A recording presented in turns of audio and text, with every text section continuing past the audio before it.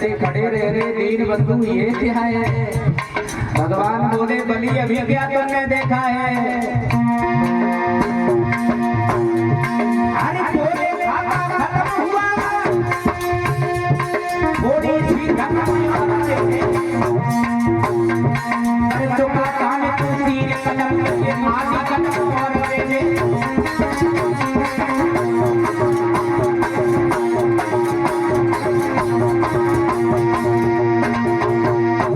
तीन कदम में तीनों लोगों को जब ना पाए बलि खड़े के खड़े रह गए। उसके बाद में बल से कहा कि अभी आधा कदम शेष और है, वो ऋण चुकाइए हमें।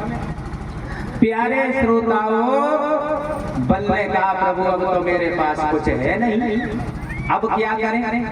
भगवान बोले तो अधूरा दान दिया नहीं जाता।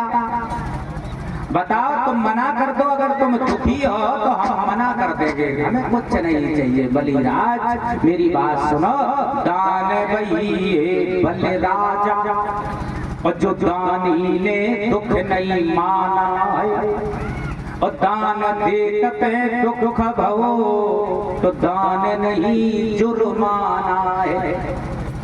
अगर तुम्हें देने में दुख हो रहा हो तो तुम मना कर दो। तो एक छोटी सी बात बता रहा हूँ जिसमें सुख ही सुख तुम्हें मिलेगा। मेरी बात सुनो ना।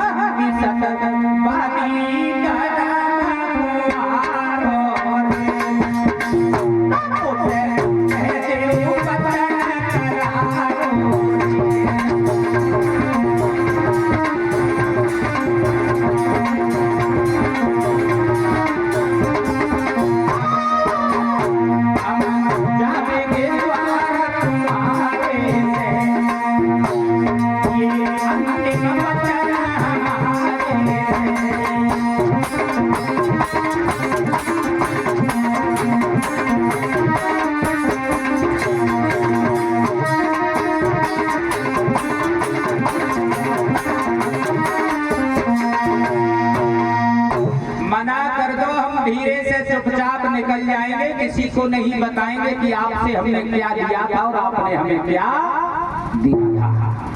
बल बोले प्रभु बात वो नहीं है, मैं अकेला नहीं हूँ, मेरी एक पत्नी है जिसका नाम है विंध्यावली। बोले अरे इतना बड़ा विश्वास पत्नी पे कहा जा रहा हूँ, पूछूंगा आपका कर्ज जरूर ऋण कर अदा कराऊंगा, जो ऋण है मेरे पास उसे अवश्य चुकाऊंगा। प्यारे श्रोताओं, बल पहुंचे, पत्नी ने जब देखा चेहरा उदास है, पूछ बैठे श्रीमन इस चेहरे पे उदासी काहे को?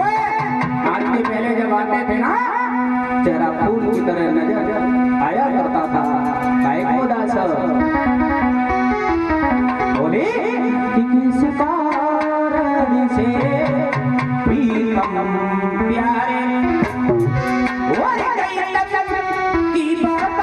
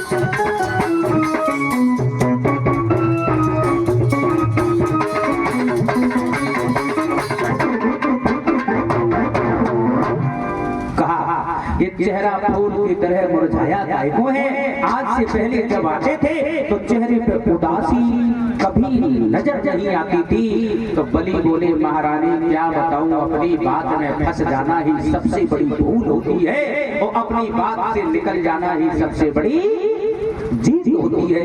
एक महात्मा ने आकर के हमसे चिरबाचा भरवा लिया और मेरी बात सुना।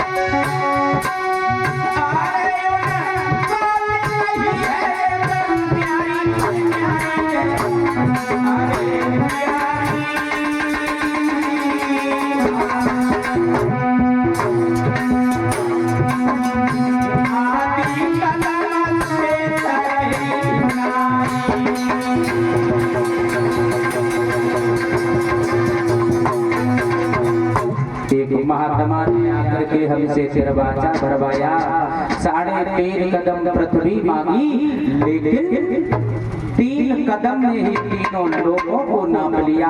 अब मेरे पास तो कुछ नहीं है, क्या दिया जाए उस महात्मा को? क्या आप हमारे साथ में अपनी पीठ को नपा सकती हो? तो विंध्यावली बोली महाराज तुम तो ऐसे पूछ रहे हो जैसे मैं किसी दूसरे की पत्नी हूँ। कहने को शरीर हमारा है पर सब अधिकार तुम्हारा है, पति के वचनों को मैं मानूं ये पहला धर्म हमारा है। ये दशा तब थी, अब नहीं है। अब तो परमात्मा की कृपा ऐसी है, पति की बात को माने। परीक्षित जी यहाँ तक देखने को मिलता है संध्या के बजे सोई जा, 7 बजे 7 बजे ना 4 ही बजे, और सवेरे 8 बजे से पहले कोई ना जगह। और जगह जाए अगर तो सबसे पहले झाड़ू पे हाथ ना आए जाते। परीक्षित जी काय पे जाते? शीशा पे। और शोध में विद्या तो ना ही हुए। हाँ, और दशा यहाँ तक है, घर में चाहे बाल बच्चा रोत डरे हो, नाक से मोमबत्ती की फैक्ट्री चलत हो या हड़िया में कुत्ता कबड्डी खेलत हो, और वे देखो तो ऐसो लगत के श्री देवी यही निकले आई। कभी लिखता है रह गया शौक केवल इनको अपनी कोठरी सजाने का, सिंगार चित्र के बनाने का और फिल्मी गाना। समय बदल गया, अब पहले जैसा काम भी नहीं रहा है। ये मत सोचना माताओं की बुराई करवे में उतरे आए, माताओं की बुराई नहीं करते रहो। आदत नहीं है मेरी बुराई करने की। प्यारे श्रोताओं, अब देखा होगा तुमने, पहले तो परीक्षित जी दशा ये घर पे आटों पे सभाओं पर तो चकिया से, अब वो भी नहीं रहा। अब केवल 3 काम रह गए, और उन्हीं 3 काम में सवेरे से संध्या हो जाता। एक कभी लिखा है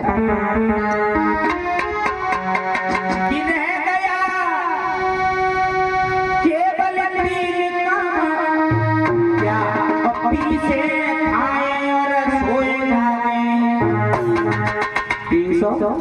अब साउंड आए बात एक कम हो रही है, खाओ सो जाओ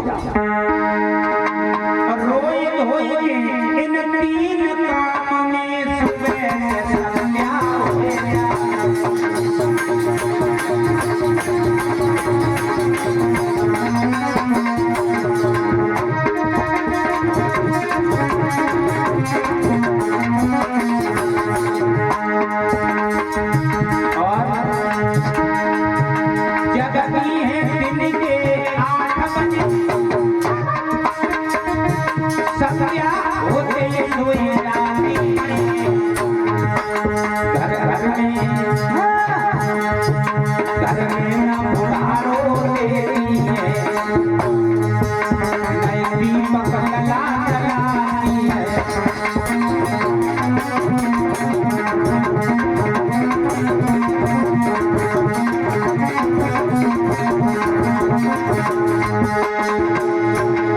अबे आप की बात नहीं कर रहे, हम पहले की बात कर रहे हैं। कथा पहले की तो चल रही है।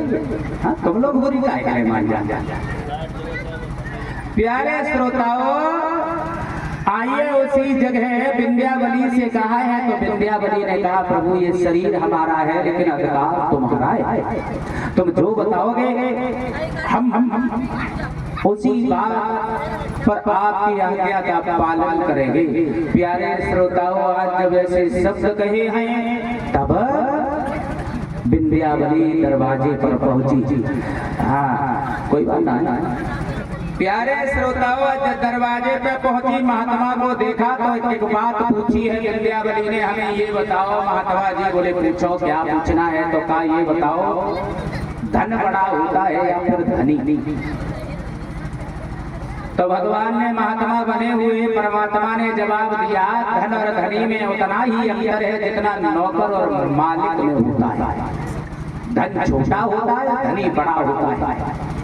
तो विंध्यावली बोली महाराज जब इतनी बात आप जानते थे तो हमें काहे को बुलवाया? हमारे पति से संतुष्ट हो जाते, क्यों बुलाया हमें? बोले कहना क्या चाहती हो? प्यारे श्रोताओं, तो कहा है जब 3 कदम में धनी है तो क्या आधा कदम धन नहीं हो सकता? क्यों हमें बुलवाया? प्यारे श्रोताओं, भगवान ने तो कुछ नहीं कह पाया, खड़े के खड़े रह गए। और उसके बाद में भगवान ने कहा कि तुम हमसे वरदान मांग लो, मैं तुम्हारी भक्ति पर प्रसन्न हूँ। तो बलि की पत्नी बोली तुमसे मांगे, क्या दे सकते हो तुम हमें? तो बोली सुनो, तुमसे वरदान अगर मांगे ना तो मेरी बात सुनो।